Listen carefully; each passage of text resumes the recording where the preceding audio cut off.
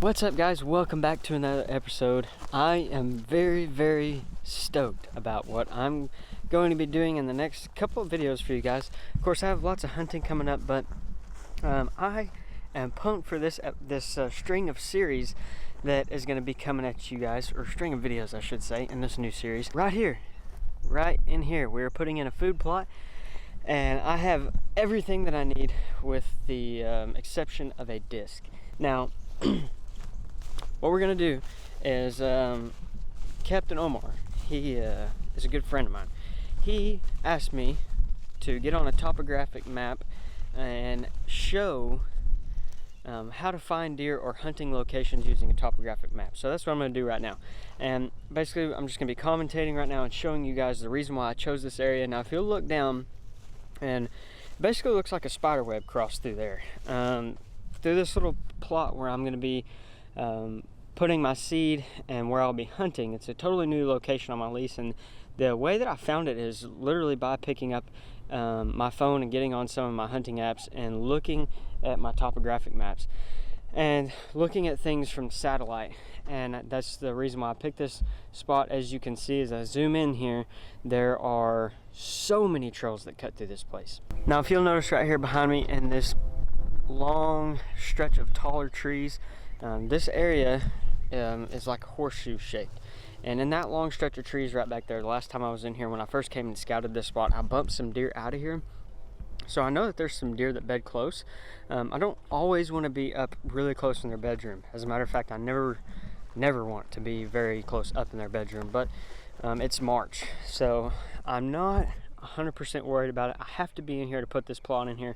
Now my only concern is as I move into hunting season and bow season starts, I am going to probably find myself bumping some deer as I come in to hunt this spot. But there are plenty of does that hang out in this area, and I'm hoping that I will find some big bucks in this area as well. Now with that being said, you see all these mesquites in here. I'm gonna basically this afternoon I'm gonna pluck all these up with the Polaris. There is a company, there's several different companies out there that carry what they call brush grubbers, and it's a chain with little spikes on it, and you can use those to rip this brush up. But I'm kind of a cheapskate, so I'm going the mule tape route. And for those of you that don't know what mule tape is, I will show you. It's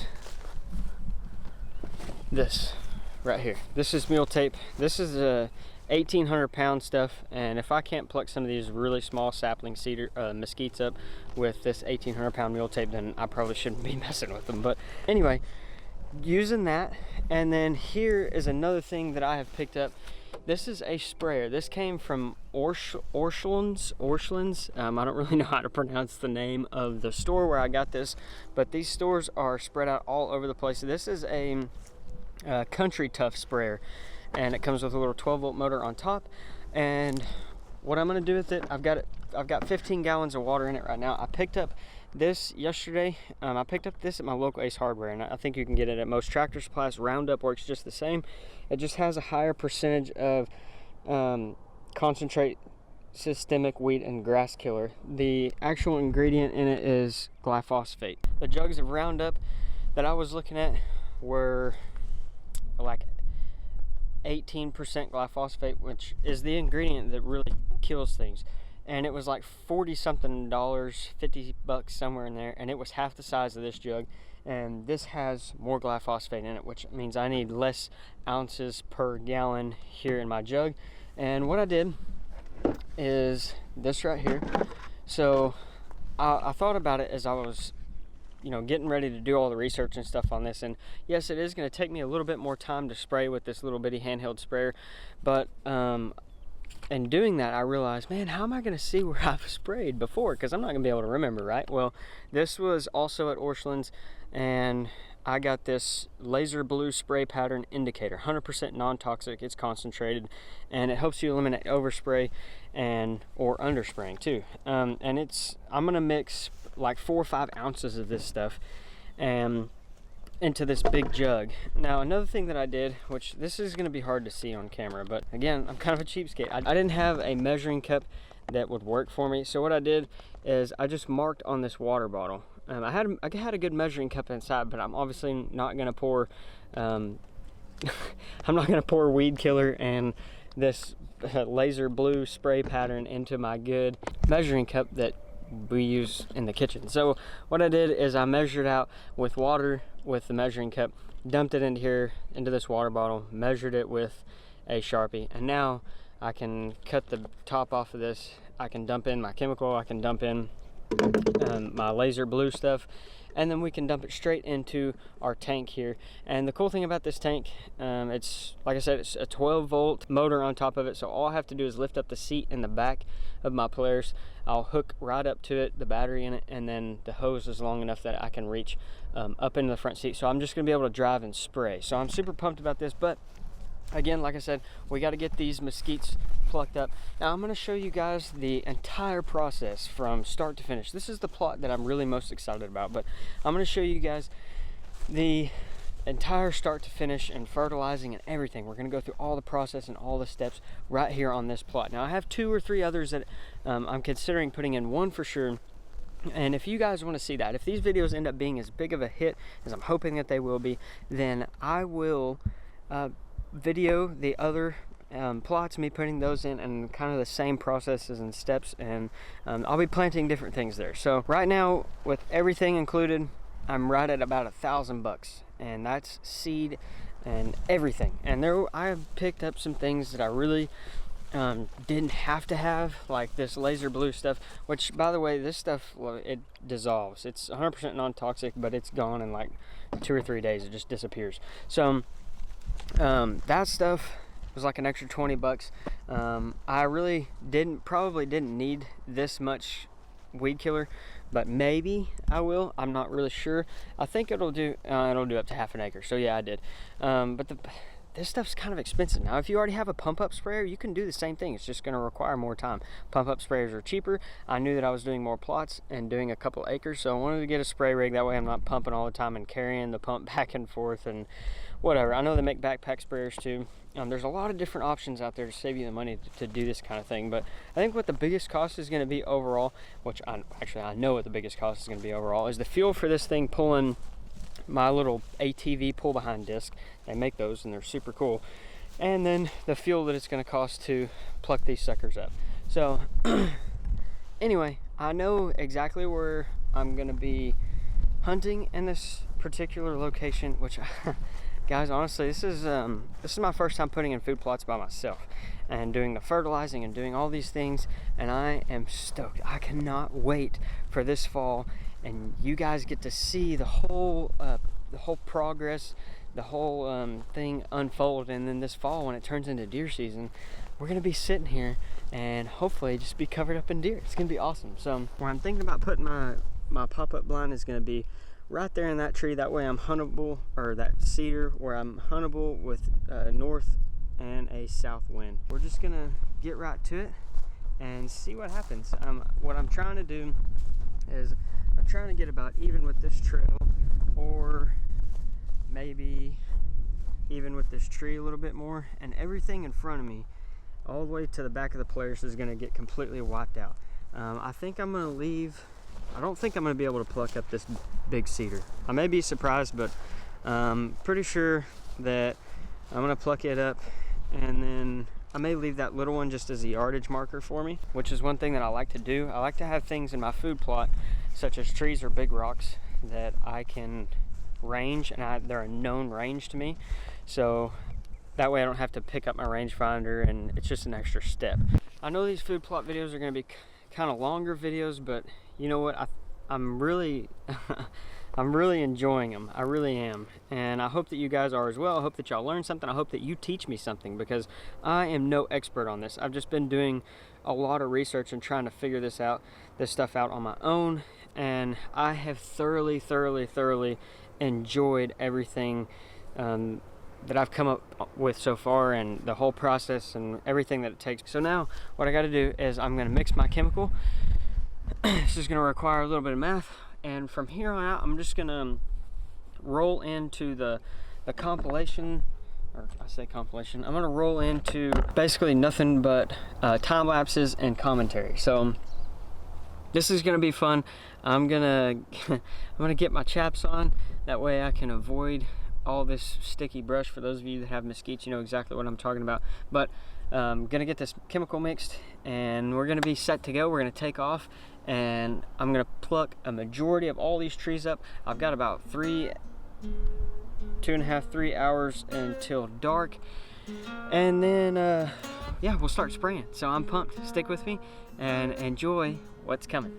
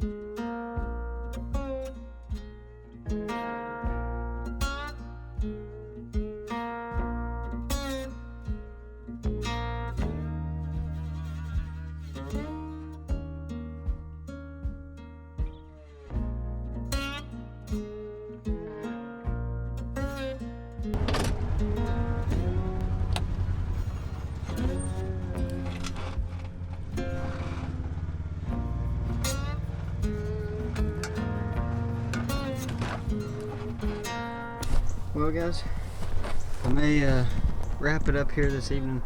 It's kind of getting dark on me, but what I wanted to show you is this is where I had my chain. This is basically how it was growing into the ground. This is a good 7 or 8, 6 inches somewhere there that was in the ground. So a little backstory while I still got some light. So I'm going through here, and I'll show you, and I'm spraying, right? And I'm moving along, trying to get a big area of this covered, and I got probably like a 20 by 20 yard or so area sprayed, and you can see where it's blue. I mean, it's blue, but it looks green in the camera. That's where I've sprayed. Even to right here as well. Here's a big span of it. I got all that sprayed, and all of a sudden I'm spraying, I'm moving along pretty good, I'm getting a good rhythm, and it just stops, slowly stops. I'm like, oh no. So check all my hoses, thinking, well, maybe I got a clogged hose. I checked the suction line, checked everything, yada yada. Ends up I'm fairly certain, almost 100% certain, that I have a burned up motor. That's the only thing that it could be, or pump. So I'm gonna have to get a replacement. Luckily they're only like 25-30 bucks. That being said, not finished with this video. We're gonna pick up, because I want to have this video be nothing but the spraying and the plucking of these mesquites. I know it's kind of getting long as it is, but it's just kind of the nature of the video at this moment, and probably the nature of majority of these food plot videos. But I hope that you guys are enjoying them. I hope that you are learning something. Again, teach me something, because I'm not good at this stuff, I guess I could say. I'm not experienced. I'm pretty novice to the whole food plot stuff. I've only done a few of them, and the last ones that I did were years ago, and didn't fertilize, didn't do any of this stuff, didn't spray weed killer, grass killer, whatever. We just came in, plowed up the field, put our seed, spread our seed, disked it in, and then let it go. Prayed for rain. But kind of taking this to a whole new level, and I'm really enjoying it, other than the few things that I've had go wrong so far. But not complaining. Thank the Lord for a beautiful afternoon, beautiful weather, and thank the Lord for some chaps, because this mesquite sucks. I am not finishing this video out. We are going to resume in about 2 seconds.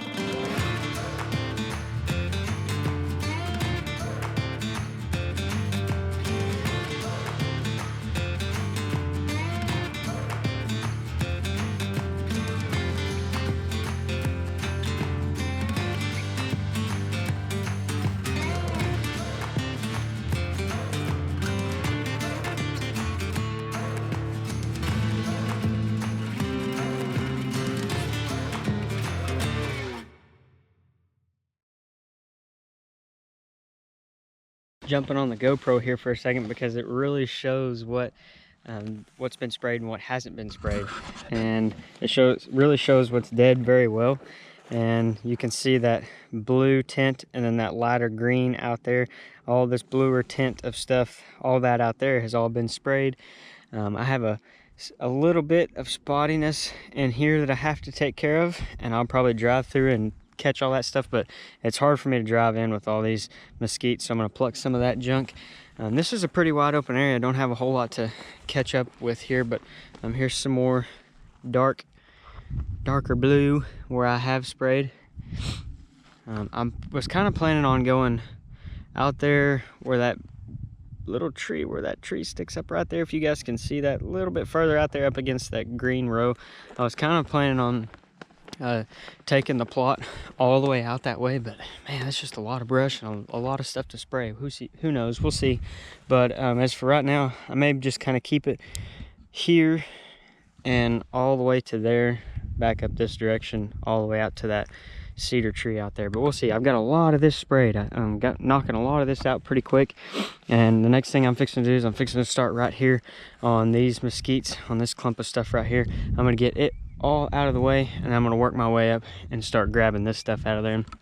And then if I get the opportunity, I'm going to go ahead and the next few days get the rest of this junk cleared out of here and sprayed. Moving right along though, I am super pumped, and I'm actually making more progress than I thought I was going to today, and that makes me super happy. So yeah, let's get back to it and see what all we can get finished with the probably 3 hours of sunlight that we have left.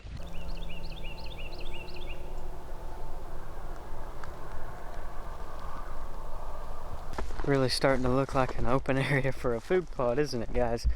And it turned out to be a beautiful evening, and I would say I have about close to 50%, about 45% of what I want cleared. But you can see I got a big majority of everything. Like the goal that I set out for this afternoon, I got that pretty much all done. I got everything sprayed that I could spray for the moment. So in the next video that you guys are going to see, it's going to be on the same plot, and it's going to be the continuation of cleaning all this stuff here, as well as going back and spraying everything and getting it all killed out. And then we will actually start disking in that next episode too. So I'm very excited for that. I'm going to go and pick up my disc this coming weekend, so super pumped to go pick that up, and I will show you guys what I ended up getting, what I'm gonna go with, and yeah, hoping for the best. I am thoroughly enjoying this process, and I know that I'm really gonna enjoy hunting here this fall. And yeah, I'm super stoked. I can't wait for this fall to get here for this deer season. So this area right here is gonna be super green.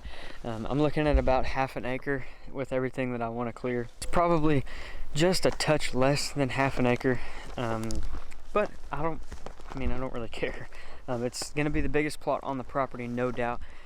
And if I had a skid steer, which we own a backhoe and other pieces of equipment, but like I think I mentioned in the first video, they're out on jobs, and so it's doing it the hard way, doing it the old-fashioned way, and it's taking forever, honestly, by myself anyway.